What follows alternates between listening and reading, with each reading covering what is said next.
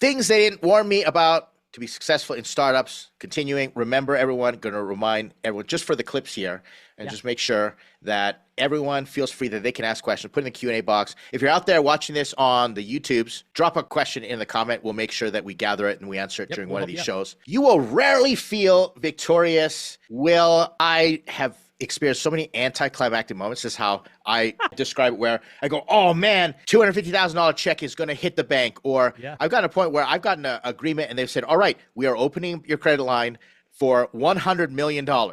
And I've been like, I should be celebrating, but I don't feel very good, Will. What's going on there? It's bizarre to me because, you and I have had successful careers, but I can point to very few moments in my career that I felt successful. I've always felt like as things grow, as things expand, all I focus on is the liability. When I would raise venture and I'd get that big check, that wire that drops in your account at the very end, I was like, shit, I owe these guys a lot of money. Damn.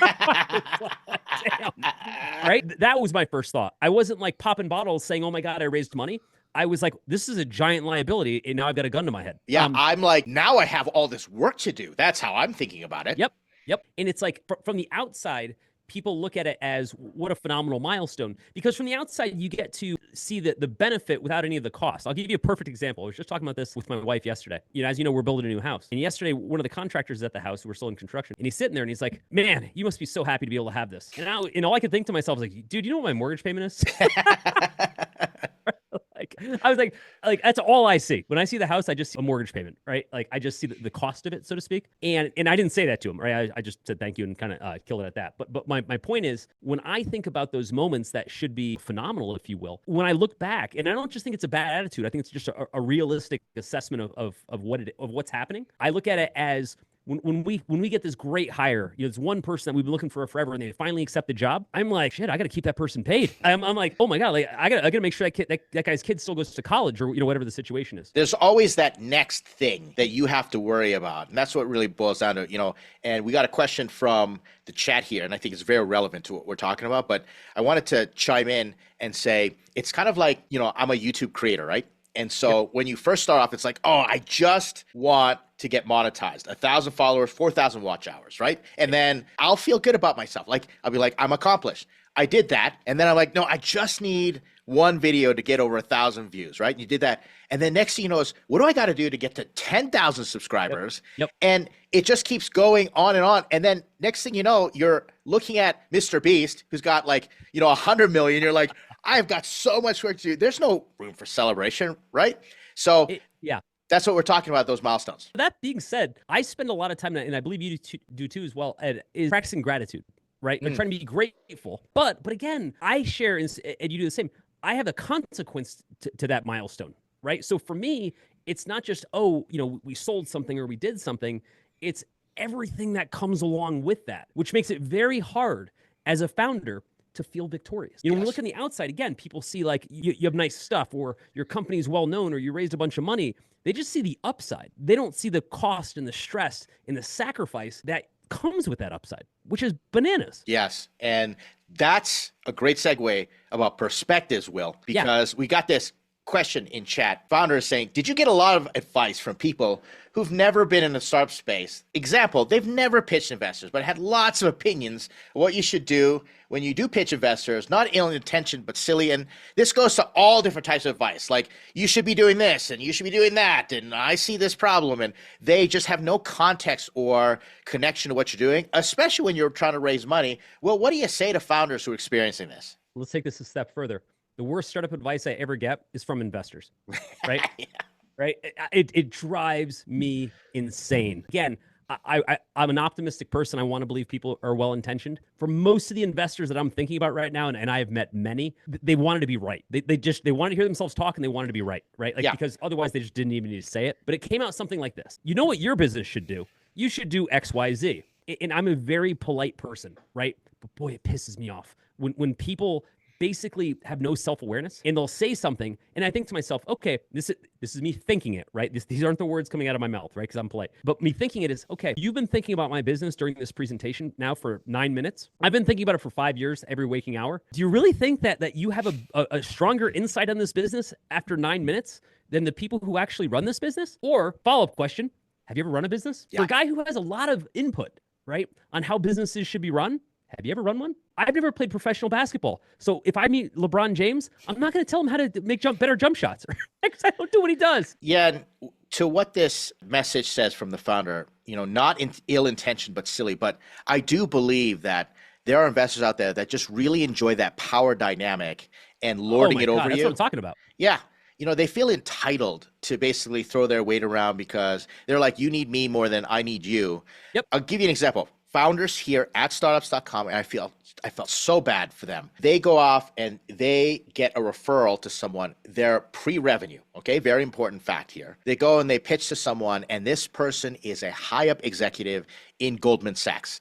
That's right. I'm calling out investment bankers as some of the worst culprits of this. And they look at this pitch deck and they say, where are your projections? And they're like, what do you mean? IRR. Yeah, exactly. What's going on here? And he says, you need to go back and figure out how to do projections, and basically, shows them like these, management consulting templates, all this stuff. They literally spent months learning how to do projections.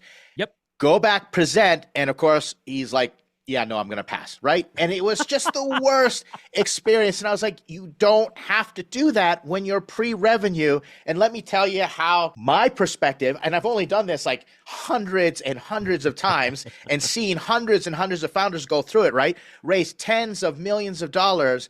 I can just tell you what I've seen, but at least I have a different vantage point. And that's where the advice gets so wonky. I have a very specific way I give founder advice. It's always using something called the Gestalt method, which is, this is what I have done. This is what I do. Meaning your mileage may vary. How you do it may be totally different. This is how I do it. Now, there's a few reasons I do that. One of the reasons is the probability that the advice I'm about to give you of my experience matches exactly your business, your industry, your experience level, the conditions of your business is pretty much zero. The probability is zero, right? That all those things would sync up, okay?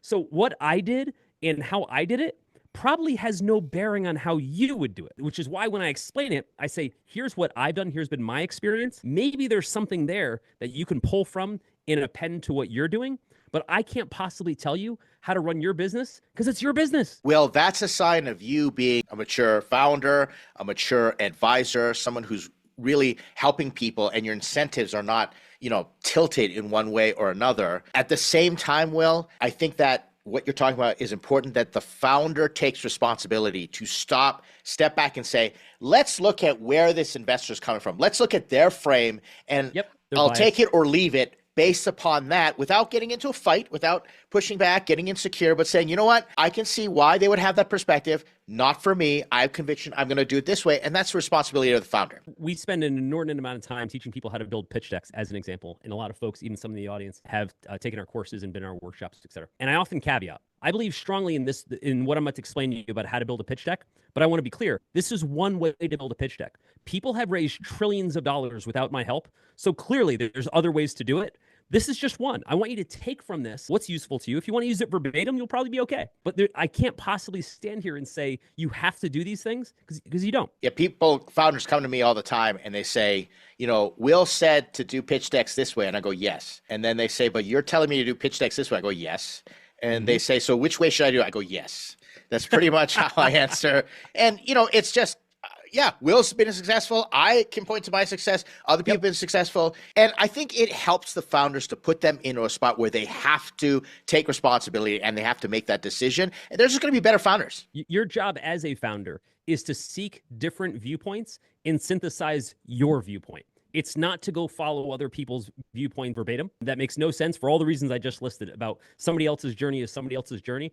Ed, I even present this to my kids this way, right? I said, these are the conditions that I had. They are polar opposite of your conditions, right? What worked for me or what made sense for me, that's my life, not your life. I have no business projecting my bias onto you. Right. I say all the time, I'm a boomer compared to you. So take my advice with heaps of grains of salt and you'll be okay. I hope this answered the question for all of you in chat there. Great question. Thank you so much. I can relate to that. Things they didn't warn me about to be successful in startups.